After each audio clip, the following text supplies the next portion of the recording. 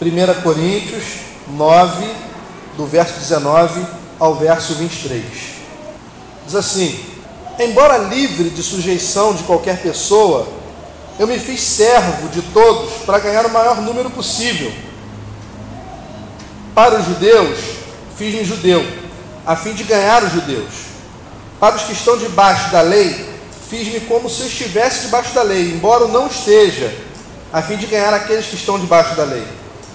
Para os que não têm lei, fiz-me como se eu não tivesse lei, ainda que eu não esteja isento da lei de Deus, porquanto estou sob a lei de Cristo, a fim de ganhar os que não têm lei. Fiz-me fraco com os fracos, a fim de ganhar os fracos. Fiz-me tudo para todos, a fim de salvar a todos. E tudo isso faço por causa do Evangelho, para dele me fazer participante. Feche seus olhos, vamos orar. Senhor, nós te agradecemos pela tua palavra e queremos pedir que o Senhor faça com que ela traga impacto para o nosso coração e transforme o nosso entendimento em nome de Jesus. Amém. Irmãos, eu queria falar um pouco de contextualização hoje. Paulo era um homem que entendia a necessidade de ser entendido, de ser inteligível. Em todos os contextos que ele chegava, ele transformava a sua forma de pregar, sem negociar a mensagem. Então, se Paulo estivesse entre os judeus, ele pregava com palavreado, com o estilo que o judeu reconheceria. Se ele estivesse entre gregos, ele pregaria como um grego reconheceria. Para você ter uma ideia da versatilidade de Paulo, quando ele está lá no Areópago, em Atos 17, ele vai conversar com os filósofos. E ele conversa com os filósofos atenienses, usando justamente todo o contexto de um poeta ateniense, ou de um poeta cretense também, que ele apelou para isso, para falar do Deus desconhecido. Lembra dessa passagem? Que ele aponta lá um altar, e o altar está escrito lá, o Deus desconhecido. Paulo chega para os camaradas e diz o seguinte: olha, vocês estão procurando a divindade há um tempão, estão correndo atrás, vocês estudam muito, mas eu queria dizer uma coisa a vocês: o Deus que eu anuncio é o Deus a quem pertence esse altar aqui. Os caras, mas esse altar esteve aí há tanto tempo e nós não sabíamos quem era esse Deus. Pois é por isso que o altar está lá nomeado ao Deus desconhecido. Então Paulo usa aquele artifício para poder alcançar os atenienses, os camaradas que tinham mais conhecimento do helenismo, da cultura grega, essas coisas todas. Então, gente, quando ele consegue essa abertura, alguns, é claro, vão desistir de conversar com Paulo, mas a maioria deles, no fim do capítulo 17, diz o seguinte: olha, quanto ao Evangelho te ouviremos outras vezes. Então, quer dizer, Paulo conseguiu alcançar o coração daqueles homens, falando a língua daqueles homens, porém, sem negociar a mensagem. Ele trazia a mensagem para o contexto onde ele estava falando. Contextualização é um processo de 3 etapas. Primeiro, a gente precisa entrar na cultura. Qual é a cultura do nosso bairro? Qual é a cultura da cidade onde a gente está inserida? A gente precisa conhecer essa cultura. Segundo, a gente precisa desafiar essa cultura. A gente precisa ir para dentro dessa cultura, porque o Evangelho ele é supracultural. Então nós precisamos adaptar os métodos, ir para dentro das comunidades e começar a fazer com que essa mensagem seja ouvida pelo máximo de pessoas possível, dentro do seu contexto. E terceiro desafio, a gente precisa tornar essa mensagem atraente para quem está ouvindo. Às vezes, a gente prepara uma mensagem e ela é atraente para a gente. Ela é bonita para a gente. Ela está dentro dos formatos que a homilética pede, que a hermenêutica pede, que a exegese pede, mas ela não está dentro do contexto do povo. Ela não alcança ninguém. Ninguém entende nada. Se nós somos aqui uma igreja missional, o primeiro passo que a gente deve dar é ter um imenso respeito por aqueles que ainda não creem no que a gente crê. Uma igreja missional entende perfeitamente o que significa não crer. Você entende isso? A gente demoniza as pessoas que não creem. A gente olha para as pessoas que não creem como se elas fossem o próprio demônio encarnado. Essa é a realidade de 80% das igrejas evangélicas. Mas nós, como uma igreja missional e missionária, precisamos mudar isso. E precisamos começar a olhar para as pessoas que não creem e respeitá-las na sua forma de ser. Por exemplo, nós cismamos em defender o indefensável. Nós cismamos em comprar uma briga que está perdida. Então, enquanto crentes, enquanto pessoas que tiveram uma revelação de Deus, nós precisamos entender os problemas que as pessoas têm com a igreja. Se a gente fizesse um ibope aqui, rapidinho, um censo, todo mundo ia ter um problema para falar. As pessoas que ainda não creem da forma que a gente crê, elas também têm questões para colocar sobre nós. O problema é que a gente raramente para ouvir. A gente quer intervir, mas a gente não quer aprender. Quando eu trabalhava com prostitutas no centro de Niterói, lá no Clamor por Niterói, nós fizemos toda uma pesquisa antes de ir até elas. E o sociólogo virou para a gente e disse o seguinte: o que vocês querem fazer? E a gente deu a lista para eles, queremos fazer isso, isso, isso, isso, isso, isso. Aí ele falou: interessante, mas vocês sabem se elas querem isso? Eu falei: não sei. Vocês fizeram uma pesquisa prévia para saber do que elas precisam? Não. Então como é que você quer intervir? O que você quer oferecer para ela talvez não seja o que ela quer. E aí a gente perguntou a ele qual era a receita, qual era a ordem certa das coisas. E ele disse para a gente: você primeiro precisa aprender, depois você vai intervir. E a gente foi lá fazer uma pesquisa no prédio onde elas trabalham e aprendemos com elas. E descobrimos que as necessidades que elas tinham não tinham absolutamente nada a ver com as necessidades que nós prevíamos que elas teriam.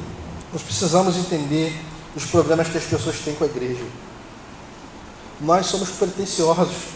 A gente acha que a nossa Coca-Cola é a última do deserto. E não é difícil ter problema com a igreja.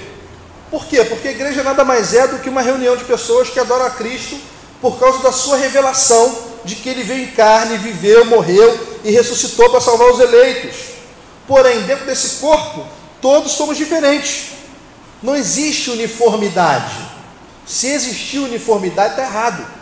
Deve existir unidade. E unidade pressupõe liberdade para eu discordar de você no não essencial. O que é o não essencial? O não essencial é batismo por aspersão ou imersão. O não essencial é se tem que haver a escola de catecúmenos. O não essencial é se a gente deve investir X na pintura do templo em verde ou em azul. O não essencial são essas coisas triviais e pelas quais a gente briga e pelas quais às vezes gera escândalo. Porém, se você for analisar de uma forma geral, em qualquer instituição em que houver pessoas, haverão problemas. Eu estou para ver uma instituição que seja livre de problemas. Instituição religiosa, então, estou para ver. Você pode botar centro de macumba, centro de kardecismo, igreja evangélica, igreja católica, maçonaria, budismo, seja lá o que for, todas essas coisas. Em todos esses círculos vai ter gente para falar mal da instituição. Por quê? Porque a instituição é formada por homens e homens são falhos. Nós sabemos que a igreja cai em descrédito por conta do grande número de aproveitadores que estão soltos por aí.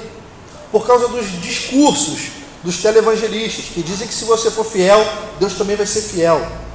Como se Deus se corrompesse se eu fosse infiel. Deus não se corrompe. Se eu for fiel, Deus permanece. Se eu for infiel, Deus permanece fiel. E não é a mim, é a palavra dele. Quando a gente diz, se o homem é infiel, o Senhor é fiel para mim, é uma heresia. Que Deus tem compromisso com a palavra dele. E tem compromisso com quem tem compromisso com ele. Então, gente, pensa bem. Às vezes a gente olha as pessoas que ainda não creem e percebe que elas estão se afastando quando veem que alguma coisa está errada. Mas mesmo assim, a gente não abre o verbo e diz: olha, realmente está errado, mas você pode fazer parte da solução. Às vezes, a gente se pega discutindo disciplina. Por exemplo, há algumas pessoas que afirmam que ninguém, nem mesmo os pastores, tem direito de dizer como deve viver a sua vida cristã. Essa é uma área onde a gente confronta e onde o individualismo contemporâneo cristão deve ser rechaçado com a verdade da Bíblia. Ninguém é uma ilha. Eu preciso de você e você precisa de mim. O mundo dá voltas. Hoje você pode significar um zero à esquerda para mim. E amanhã, meu irmão, eu posso depender de você para salvar minha vida. Então, todo mundo é importante em algum grau. Como diria Doc, o cachorrinho, todos somos necessários, né? Papais e mamães que entendam a mensagem aí, né? Todos somos necessários, verdadeiramente. A gente olha um para o outro e a gente precisa agregar valor ao outro. Por quê? Para pôr defeito tem um monte, mas para valorizar o outro, são poucos. Essa turma que quer valorizar o outro, deveria se chamar, sabe como? Igreja. Deveria se chamar igreja. Porque para depreciar tem um monte aí. Para atrasar a vida tem o diabo, tem um monte de mau caráter, tem gente que quer mal para a gente, tem um monte de coisa. Mas para adiantar o lado tem pouca gente. A igreja deveria ser essa instituição que vai adiantar o lado dos outros. E para isso, a gente precisa entender como a vida é. Às vezes nós olhamos a vida de uma ótica romântica. A gente acha que nunca vai acontecer com a gente. A gente acha que o mal nunca vai bater na nossa porta. A gente acha que a doença nunca vai assolar a gente. Que as coisas ruins vão acontecer com os outros, mas não comigo, porque eu sou filho do Deus vivo e Ele me blinda. Meu irmão, José Dilson ficou preso no Senegal 5 meses. Muitos de nós renegariam Deus dentro daquele lugar. Nós precisamos olhar a vida e os seus dramas como uma oportunidade de aproximar pessoas de Deus, não de afastar. A vida é dura, é cheia de altos e baixos, é uma montanha russa, é cheia de desafios, e as pessoas que ainda não tiveram um encontro com Cristo sabem disso e estão em agonia. As pessoas querem uma saída para o problema do sofrimento, querem uma resposta para as hipocrisias da igreja, para a injustiça que permeia o mundo, para a corrupção que assola o Palácio do Planalto, o Senado, a política em geral. Quando a igreja entende como a vida é, o resultado é que quando as pessoas veem esse comportamento de encarar os desafios e de abraçar o outro, de comprar a briga do outro, elas entendem que isso sim é o comportamento de quem crê, e elas se aproximam. Por quê? Porque querem entender melhor a fé dessa pessoa, porque é uma fé que se importa com o outro. Se essa fé só serve para mim, então essa fé é morta.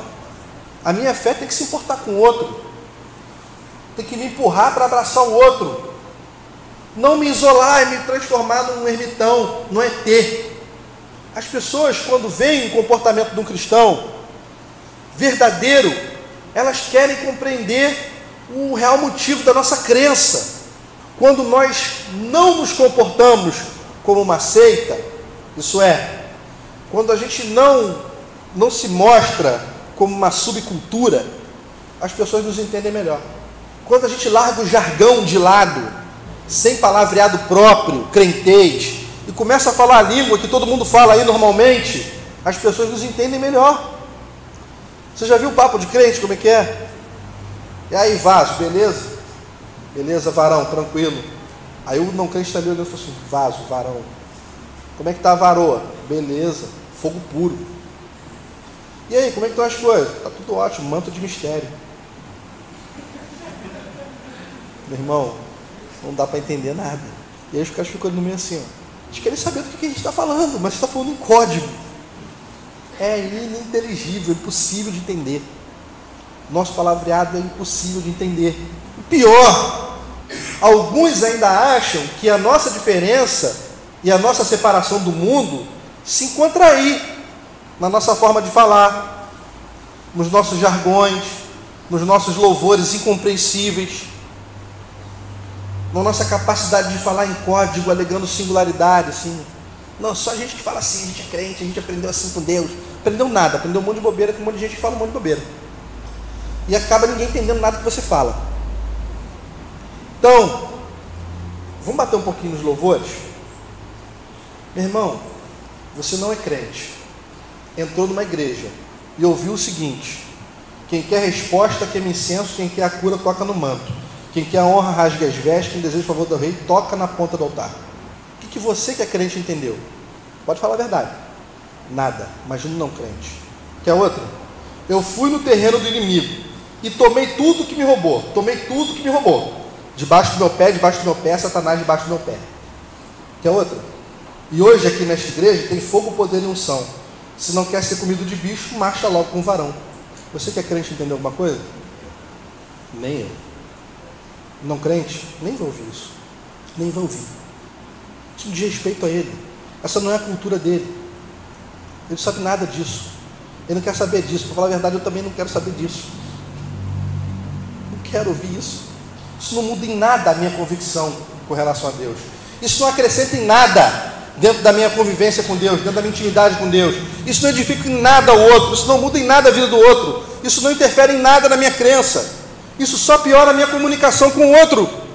Precisamos em todas as nossas conversas, seja sobre cultura, sobre culto, sobre pregação, conectar o Evangelho aos problemas e às aspirações culturais que cercam a gente. Conecta o Evangelho ao problema do outro, conecta o Evangelho ao drama do outro, conecta o Evangelho à história do outro, mostra como é que Deus interferiu na tua história. É simples. Quando um não cristão se aproxima e percebe que a gente não vive num mundo à parte, que a gente assiste programas que ele vê, que a gente lê os mesmos jornais que eles leem, que a gente lê algumas revistas que eles leem, e que a gente vê filmes e vai ao cinema como eles vão, e que a gente lida com as mesmas questões da sociedade, do cotidiano, eles percebem que realmente a gente está sendo cristão no mesmo mundo em que eles vivem, porque às vezes, para o não crente, dá a impressão que a gente vive num outro mundo. Fala assim, esse cara vive numa bolha, o cara vive num outro mundo. Meu irmão, eu vivo no mesmo mundo que você. As assolações me alcançam como alcançam você, as tribulações, as coisas ruins do dia a dia me alcançam como alcançam você. Existem muitas igrejas onde o não cristão chega e não entende absolutamente nada do que se fala ali, desde a primeira oração até a bênção sacerdotal que encerra o culto. O que ele percebe é uma mentalidade, sabe como? Nós e eles. Nós, os crentes, e eles. Aí nós somos as pessoas boas e eles são os maus. Nós somos os mocinhos e eles são os vilões. A maioria das questões que os cristãos estão tratando hoje são questões que não estão de forma alguma ligadas à sociedade. Você percebeu isso? É coisa do nosso mundo que a gente inventou. A gente está preocupado com um monte de coisa. A gente pega um grupo de pessoas e vai para um congresso em Águas de Lindóia para discutir o supralapsarianismo. A gente só sai de lá quando a gente entende o supralapsarianismo. Sabe o que isso adianta para o cara que não é crente e que precisa de Jesus desesperadamente? Nada. A gente está discutindo o sexo dos anjos, se anjo se casa, não se casa, se depois da morte você vai casar, não vai casar. A gente está discutindo se o batismo é com conta-gota, com carro-pipa. A gente está discutindo um monte de bobeira. Enquanto as coisas primordiais, o bem comum está preterido. Definitivamente, a maioria dos crentes não vive no mesmo mundo dos não crentes. Uma pena. Nós não estamos preocupados com o bem comum, com a sociedade em geral. A gente está preocupado com a nossa tribo. Então, quando o não crente chega aqui e ouve os louvores que ele não compreende, uma palavra que é impossível de entender, e as orações que falam de genealogia, né? A gente começa a orar e fala, Deus, de Abraão, de Isaac, de Jacó, não sei quem, até chegar em Jesus, aí vai indo, vai chegar os dias de hoje, aí começa a orar. O cara que está ali não crente fala assim, quem é esse povo todo? Não sei quem é esse povo todo. Não resta outra alternativa, o não crente, a não ser ir embora. Eu entendo você que não é crente, que está aí, que foi embora de um monte de igreja. Eu entendo você. Não dá para ficar mesmo. Tem alguns lugares que são complicados. Aqui está longe de ser a última Coca-Cola do deserto, mas pelo menos você vai entender a música, vai entender a palavra. A gente faz questão de filtrar essas coisas. Vou contar uma história simples. Um plantador de igreja de Berlim, Alemanha, ele foi evangelizar uma moça e falou do evangelho para ela, e deu um livro secular para ela ler, um livro normal, não era um livro de crente, um livro normal. Ela interrompeu a conversa e disse, você não pode ser cristão, você é igual a mim. Você lê as mesmas coisas, se importa com a cidade, com o bem comum. Cristãos não são assim. Então, depois de um tempo de conversa, ela interrompeu ele de novo e disse, espera aí, se você lê as mesmas coisas que eu, se importa com a cidade como eu me importo, e é um cristão, então talvez eu também possa ser uma cristã. Percebeu a diferença? A gente vive falando aos quatro ventos que ser santo é ser separado, não é? A gente se separa de tudo, até dos amigos, da família. E Jesus veio para trazer espada, ele veio para... Não tem nada disso. Meu irmão, a gente precisa alcançar pessoas através de um evangelho vivo, não através de uma capa de santidade que só engana pessoas e que só mostra para elas aquilo que nós não somos. Ela percebeu, essa menina, que eles tinham os mesmos gostos, as mesmas percepções sobre a cidade, sobre os dramas da cidade, mas ele estava usando os recursos cristãos para combater isso. Ele estava evangelizando, ele estava falando de Deus, ele estava distribuindo literatura boa, ele estava falando do Evangelho, ele estava anunciando o reino de Deus. O diferencial é esse. Nós, enquanto cristãos, estamos preocupados com outros problemas do mundo, totalmente diferentes do que as pessoas aí fora. Nós chamamos eles de alienados, mas os alienados somos nós. Já estou terminando. Quando os não cristãos veem cristãos lidando com os mesmos problemas que eles, como cidadãos de um mesmo mundo, porém, usando recursos cristãos para reagir a isso, mesmo não concordando com os nossos métodos, eles percebem que nós temos o mesmo coração que eles. Eles se identificam com isso e dizem: talvez eu possa ser um cristão também. Amém? Mas, sinceramente, quando os não cristãos veem com o que nós estamos preocupados, nem dá vontade de se relacionar com a gente. Eles não conseguem. Ninguém consegue. Só Jesus consegue. Nem outro crente consegue. Por quê? Porque é uma teologia voltada para o nosso umbigo. Porque é uma teologia voltada para a nossa tribo. Porque é uma teologia bairrista que exclui o outro, porque ele é diferente de mim. Mas não é verdade. Se a gente for sentar para conversar sobre filme, novela, cultura, revista, bababá, nós vamos ver que a gente tem um monte de coisa em comum. E que a gente tem as mesmas preocupações com a insegurança do dia a dia, com a imoralidade, com a criação de filhos, com as coisas que assolam aí a humanidade, que podem assolar a gente a qualquer momento no nosso bairro, na nossa casa. O diferencial é que nós escolhemos a via errada para abordar isso, que é a via do isolamento. Quando, na verdade, a via correta é a via do relacionamento. Você quer ser um cristão? Você quer ser um cristão? Não precisa decorar a Bíblia toda no mês. Não precisa orar bonito. Você só precisa reconhecer o sacrifício de Cristo. Ele morreu por você quando você ainda era pecador. Ele elegeu você. Ele quer, de alguma forma, criar um relacionamento contigo, de pai para filho. Ele quer que você entenda que o que está representado por aí pelos televangelistas e pelas pessoas que acabam queimando o Evangelho, não é o Evangelho de Jesus, mas é o Evangelho dos evangélicos. O Evangelho que ele quer que você viva é outro. É um Evangelho comprometido com a justiça social, é um Evangelho comprometido com o outro, é um Evangelho comprometido com a causa daquele que está perdido, é o Evangelho que quer reconciliar o aflito, é o Evangelho que quer acalmar o angustiado, é o Evangelho que crê na ressurreição do Cristo, que viveu sem pecado, morreu, ressuscitou. Gente, esse é o Evangelho. Não é uma prisão, é a porta da liberdade. Amém? Vamos ficar de pé?